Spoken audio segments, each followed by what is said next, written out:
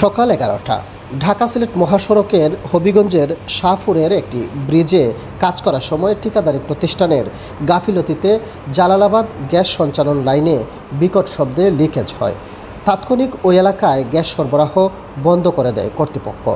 এতে হবিগঞ্জের উলিপুর থেকে মাধবপুর পর্যন্ত অন্তত 28টি শিল্প কারখানার উৎপাদন বন্ধ হয়ে যায়।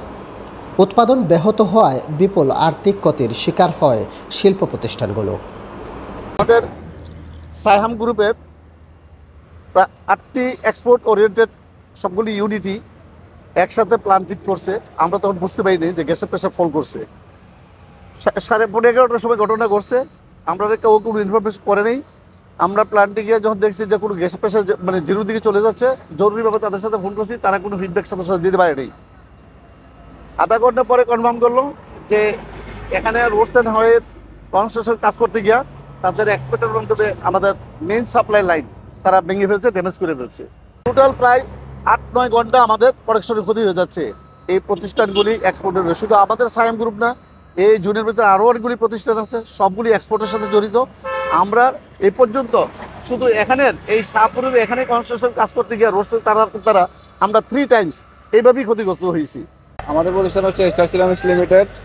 সকালে আনুমানিক প্রায় 11টার সময় হঠাৎ করেই গ্যাস সংযোগ বিচ্ছিন্ন হয়ে যায়। পর আমরা এখানে খবর নেওয়ার পর জানতে পারি যে লিকেজ হয়েছে।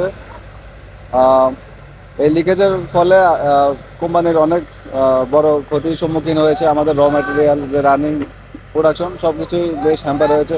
শুধু আমাদের ফ্যাক্টরি নয়, অত্র এলাকায় যত ইন্ডাস্ট্রি আছে প্রত্যেকটা ইন্ডাস্ট্রিতেই এই অবস্থা। জালালাবাদ গ্যাস কর্তৃপক্ষ জানায়, ঠিকাদারি প্রতিষ্ঠানের ডিজাইন অনুযায়ী সম্প্রতি সঞ্চালন লাইন নিরাপদ দূরত্বে স্থানান্তর করা হয়। তারপরও তাদের গাফিলতিতে দুর্ঘটনা ঘটেছে। এতে পাইপে থাকা বিপুল পরিমাণ গ্যাস নষ্ট হয়েছে। সরকারের পাশাপাশি আর্থিক ক্ষতির শিকার হয়েছে ওই এলাকার অন্তত 28টি শিল্প কারখানা। এদিকে প্রায় 6 ঘন্টা পর লাইন মেরামত করা হলে বিকেল 5টার দিকে সঞ্চালন লাইনে গ্যাস সরবরাহ স্বাভাবিক হয়।